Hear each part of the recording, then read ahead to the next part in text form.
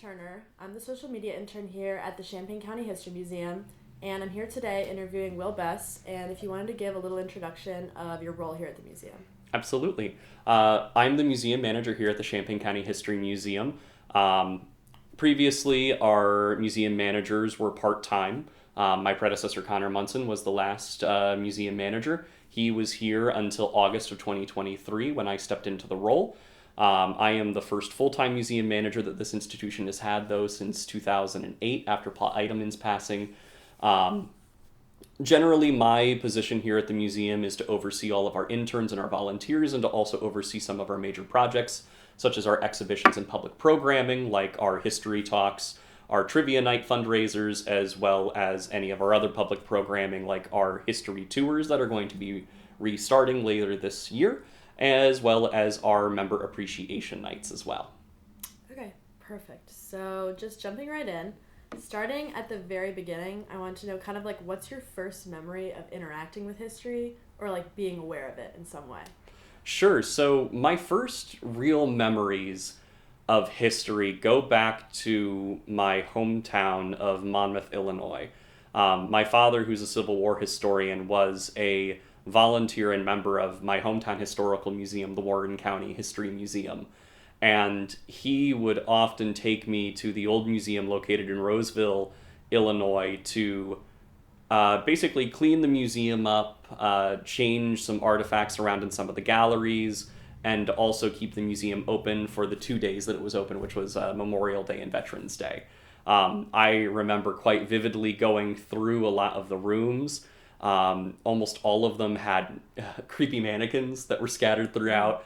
But I remember the barber shop, the doctor's office that they had built into there.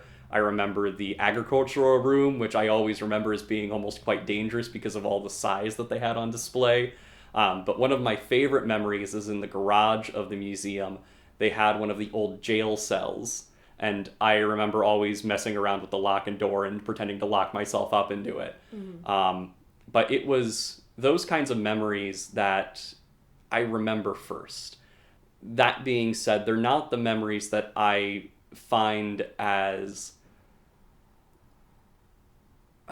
what I would consider to be appreciative. During that time, I found the museum to be interesting because I was usually able to explore on my own, but I didn't view the artifacts as artifacts. I viewed them as fun things that I might be able to look at or mess around with. The first time that I really got to appreciate history was when we started to move the museum to its new building in Monmouth, Illinois, my original hometown.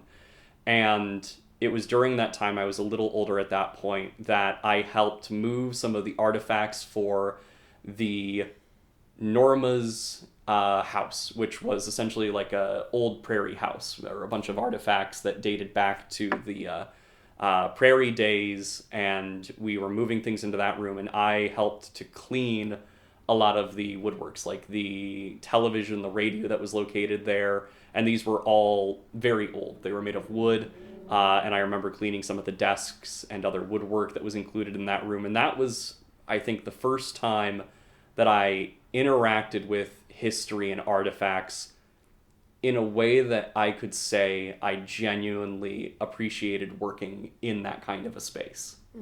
And what age was that?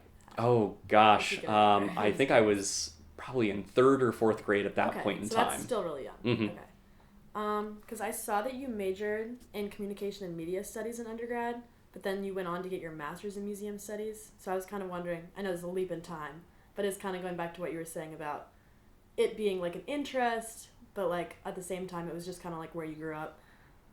So like what led you, I guess, to this shift in focus like in your studies? Yeah, absolutely. That was a very interesting point in my life. When I entered my bachelor's program at Monmouth College, my undergraduate alma mater, I was originally planning on going into broadcast journalism. I had previously worked at a radio station in my hometown for a number of years, and I had been volunteering and working in both our collegiate radio and television station. And so I had gotten exposure to that kind of a field, and I enjoyed that kind of a work. But I wouldn't consider it something that I loved. It was something I was good at. But my junior year of college, during my summer break, I had the very wonderful opportunity to travel to Japan for a study abroad program. And I was gone for about 5 months over the summer. And during that time, I think I kind of had an epiphany moment or an awakening. While a lot of my cohorts and my colleagues that were also part of the study abroad program were going out to clubs or going out walking and shopping, I spent a lot of my free time walking around downtown Tokyo, going to the different gardens, the parks, and a lot of the museums. And it was an eye opening experience for me just because it gave me a new perspective into the museum field. And at the very least, it was during that time that I think I truly started to appreciate history as a potential profession. Um, there were a couple of things that really stood out to me during that time. There were a few museums that I visited that were vastly different than most museums that I had ever gone to previously. One of them was, I'm going to mess up the name here since it was incredibly long, but it was the Tokyo Museum for the uh, fire raids and bombings of Tokyo. And it was a small museum on the second floor of this business, kind of like the uh, Museum of Photography located above the Courier Cafe in downtown Urbana. A little bit bigger than that, but kind of the same sort of feel. Small, family owned, and none of the labels were in English at all. They were entirely in Japanese.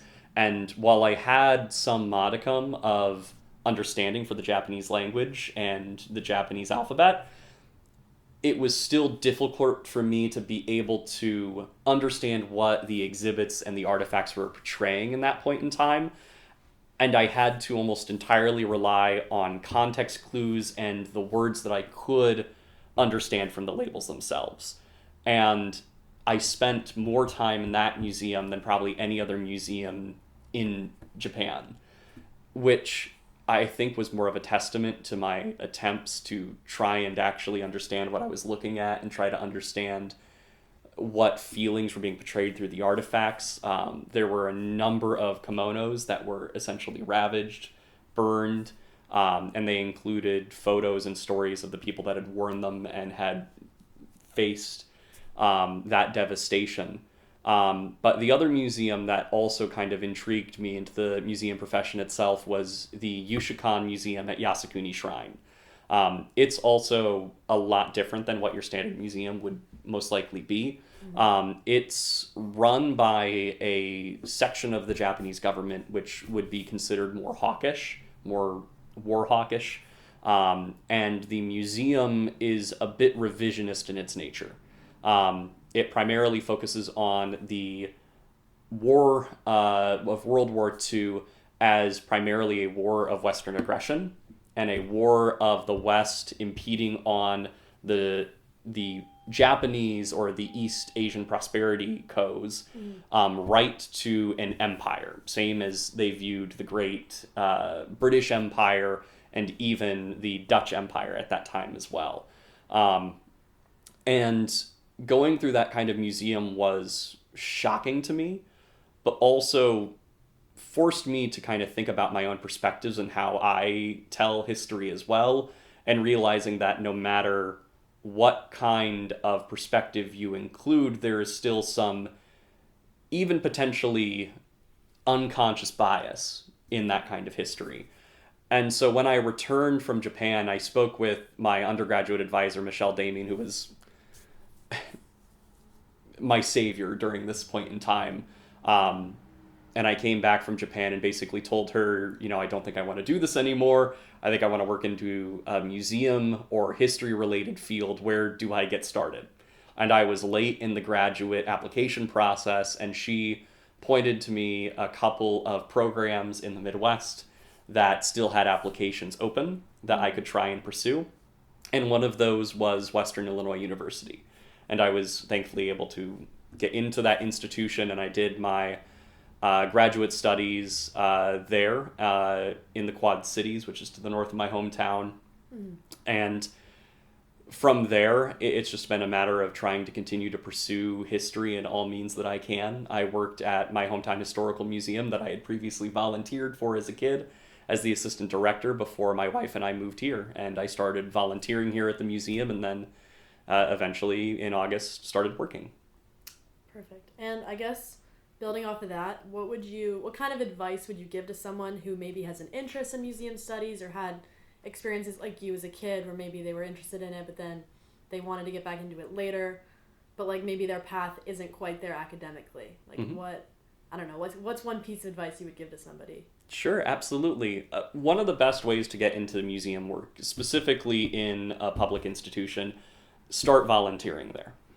Interning there, volunteering there, trying to be able to delegate as much time as you can to doing whatever they need. A lot of small historical institutions, such as this one, requires the volunteer work for research, for exhibitions and programs. It requires collections work that a lot of times museum staff can't get to. And so there are a lot of opportunities that volunteers can engage with that will open doors for them in the future. If they want to pursue museum work down the road, if they have experience working in collections and collections management software, as well as also working in a museum as a docent, giving tours, welcoming guests, working even just like gift shops, can give you ways to get your foot in the door. I think that's a good answer, because I think a lot of people maybe don't realize how accessible it can be to kind of volunteer at a place like that. I feel like, at least even me, I didn't even realize how, I don't know, just volunteer-based the whole thing was. So, in your time specifically here at the museum, is there like one project or exhibit that you worked on that you're like particularly proud of that like stands out to you? Yeah, so I've only been working here for a couple of months at this point, about half a year. So there's not too many projects that I've completed that I can say I'm proud of that they're finished. But there are a number that I think the community is really going to love. One of them was a project that I had one of our interns, Madison Lucky, and myself work on over the course of the fall semester of 2023. One of our public programming that was very well received pre-COVID in 2016 through 2019 was our historic tours of the county. There were a number of tours that we did regarding churches in the local area. We did historic buildings tours. We did a tour of Prohibition-era crime in downtown Champaign, and they were very well received. But after COVID, it was difficult to get those projects going again. Through the work of Madison and myself last semester, we've gone through and gotten them back up to snuff, and we're going to start providing them to the general public again starting this spring. We don't have an exact date when they're going to become available. It's a bit weather dependent on whether it's going to be nice in April or not. But there will be 2 tours that we're going to give to the general public. We're going to be redoing the historic buildings tour of downtown Champaign, and we're going to be redoing the vice and crime tour of Prohibition in downtown Champaign as well, looking specifically into the history of Market Alley, which was Gambler's Row, and looking into the corruption and illegal speakeasies that were scattered throughout downtown. They're fantastic. We're very excited to be able to provide them to the general public again. The first couple of months that we do them, they'll only be available to members. So it's just a general additional perk that we can provide to those community members that are supporting the museum financially every year through their gracious donations. But we're also looking at expanding our library of historic tours as well.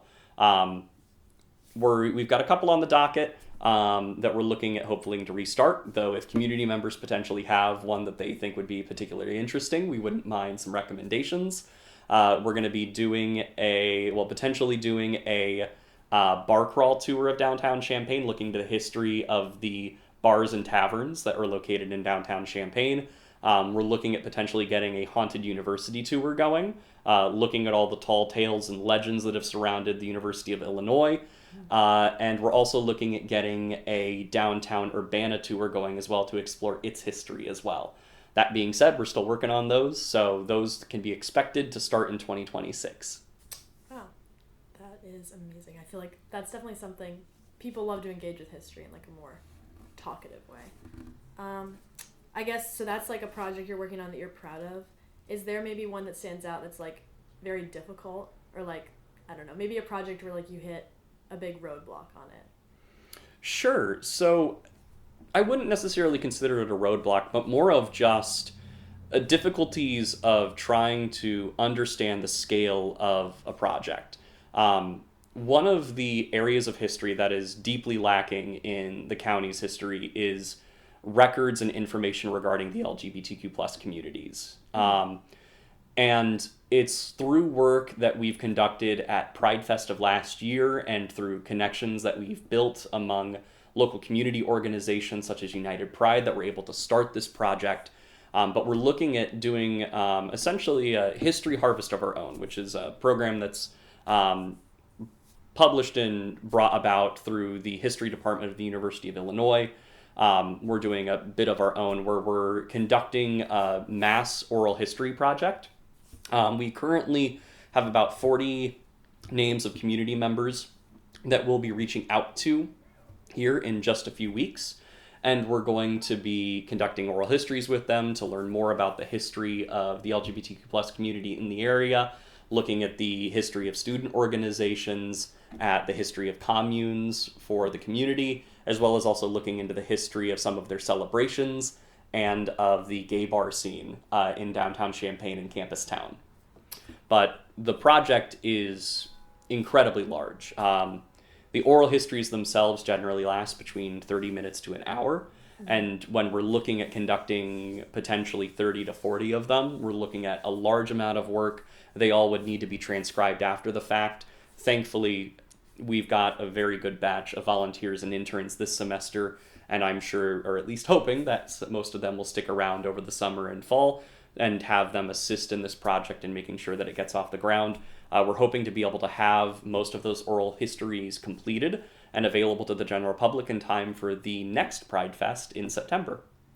Amazing. And focusing more on like your experiences overseeing the interns, like I guess like what has your experience been with that, and like how do you view I guess the next generation of like potential museum workers? Yeah, to be honest, I've been incredibly pleased with the quality of work that all of the interns have had that have been from the University of Illinois. That's where we primarily draw all of our interns from the History and Education Department, though we also get practicum students from the iSchool as well at the University of Illinois. But the quality of the program is fantastic.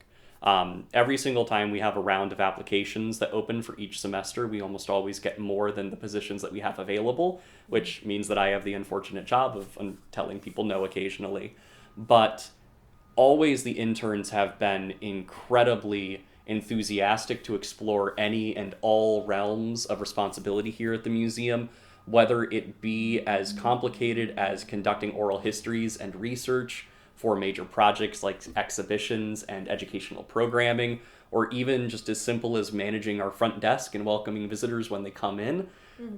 Every single time, regardless of what I ask of them, they are always very happy to be able to assist with us in whatever needs we have. And I've been very happy to be able to provide them those kinds of opportunities for them to be able to explore their own interests. That being said, we usually have some primary projects that we have them work on so that they can also focus on their specific desires to pursue in the history field. Mm-hmm. And, okay, I feel like this is kind of switching focus again a little bit, but I feel like the public opinion, or at least from people I've talked to, like college age, is that like museums are kind of for like either like young kids or like old people, like an older audience. So I guess like what would you say to like people with this opinion, and how do you feel like just I guess like museums in general can do a better job of appealing to like an audience that isn't necessarily like little kids or like older audiences? Sure, absolutely. That's a bit difficult. Generally, one of the things that draw people away from history is that they feel that they have no potential connection to it. Mm-hmm. And one of the difficult things to try to understand is that history is constantly happening. Regardless of whether it happened 1 minute ago, 1 month, 1 year ago, history is always occurring around you, and you never know what the implications are going to be or how relevant a specific event is going to be later on in your life. And I think it's important to try to understand that regardless of how old an artifact is or what the event is, that it can all have an impact on your local community. And unintended ways. And trying to understand can allow you to view your community in a more full light. And it all starts from just finding something you're interested in. It doesn't matter if it's a specific event related to sports or if it's related to a community event. As long as you find something small that you're interested in and you want to explore that, then you're going down the right track. And to be honest, we all have specific interests. Not everybody finds all parts of history interesting, but that doesn't mean that what you're interested in isn't important or valid. And so, regardless of what you find interesting, it's important to explore those kinds of spaces, come to museums, see what you might find that you didn't know that might interest you to delve down the rabbit hole. And I guess, how do you feel like specifically you could maybe look into the future, like overcome this kind of barrier, like outreach in the community? Like, do you feel like the oral histories thing is like something you want to continue to pursue beyond just that one LGBTQ project? Yeah, absolutely. There are so many parts of history that get lost, whether because the history is never recorded or it's just never talked about. And it's incredibly important, especially for our older generations, that that kind of history is preserved so that younger generations will, one, be able to know about it, but also so that they can learn from it. And so one thing that we're always trying to do here at this institution is to continue to find those community stories that have not been told before, or at the very least have not been explored publicly. And so there are opportunities for us here in this institution, despite our small size, where we can work with community members through the oral history projects, through our exhibitions and educational programming, to be able to explore those kinds of ideas and individuals. One program and exhibition that we're very excited to be able to put on for our local community members this year is on a famous baseball player from the county, Dorothy Schroeder. If you've ever seen A League of Their Own, then you'll at the very least might recognize the name as Gina Davis's character in that movie. Dorothy Schroeder in that movie was the catcher. The Dorothy Schroeder from Sodorus, Illinois, was a shortstop. And she was born and raised in Sodorus. She tried out for the All-American Girls Baseball League when she was 14 and played for all 12 years of the league that it existed, as well as the 3 years that the All-Star League was ongoing. And she holds numerous records in the league and was known as one of the most influential players for women's baseball. And people might recognize the name, but very few will recognize the very deep connections that she has within the local community. And being able to explore just her life, both in the league and out of it, to showcase the community connections that she had and that she built over the course of her life, will hopefully open more doors and more perspectives for people to be able to explore their own history. Yeah, I mean, as a big League of Their Own fan, that is like super cool to me. I guess going back to just like more specifically your interest in history, like, is there a specific area or niche within history that you find really fascinating? Like, is this kind of local history kind of where you saw yourself when you were maybe getting your master's in museum studies?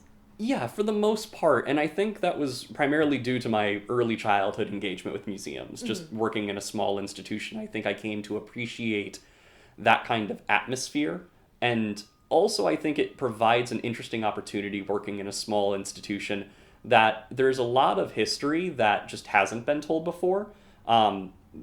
Generally, my own interest in history are kind of anything and everything. I usually will find things that interest me and then put the blinders on and then just work solely on that for a while. But I do find history that has been untold, other than through just the community members that impact it, to be able to relay those kinds of stories to the wider community, to be the most interesting to me. And it's primarily at this institution been brought about through my research about a small unincorporated community to the southeast of Urbana, which was Myra Station. I came across the story of that small rural community through a legend that I found in a newspaper about a woman getting hit and killed there. Which, a bit morbid, but when I looked into it, I found the story to not only be true, but that there was so much more that could be provided. There was so much more to the story that deserved to be told. And as I explored that research and as I looked into community members in the local area that still had connections to Myra Station, I found that while the wider community didn't know about it, the people that are from that community are still very ingrained to it. And so even though that the station no longer exists, they still have that feeling of community and connection, and being able to bring them all back together through public programming was an incredibly special moment for me. In fact, the family of the original owners of the elevator essentially had like an impromptu family reunion at the history talk that I gave, which was an amazing moment because I had talked to a couple of community members that were members of the family or were relatives and had information and knew that other family members and distant relatives lived in the area but had not been in contact for years. Wow. And so being able to help them build those bridges back together was incredible. And I think that's an amazing opportunity for small historical institutions to be able to help build those bridges in the community and to be able to spread that kind of joy and history to everyone. Yeah. That's pretty much all I have, but I guess if you wanted to give a little bit more, if there's anything you want to touch on about like your future wishes for like the museum, your personal research, anything like that. Yeah, absolutely. The museum has a lot of room for growth. Generally, as we continue to explore new opportunities and exhibitions, we'll need to essentially continue to have more costs to store the artifacts that we receive, as well as also to build those exhibitions. And all of that requires money, unfortunately. And our museum is entirely funded through the donations and memberships of local community members. And while we're incredibly grateful of the community members that have supported us to this point, we always want to continue to see and engage with more community members throughout the area, and we hope that as they find their own interests in local history, that they continue to support us into the future so that we can continue to provide these kinds of opportunities, our historic tours, our exhibitions and programs to the public into the future, so that we can continue to explore more areas and ideas that haven't been explored before. And was there anything, I guess, like more personal that you're looking forward to in the future that you didn't already touch on? Oh gosh, kind of a little bit of everything. That being said, the exhibition that we have opening in April upstairs here in the museum, that'll be replacing Robert Zupke. Curtis Morris was a local artist and artist by hobby. He was an engraver for G.R. Grubb Company in downtown Champaign, which is currently Suzu's bakery at the moment.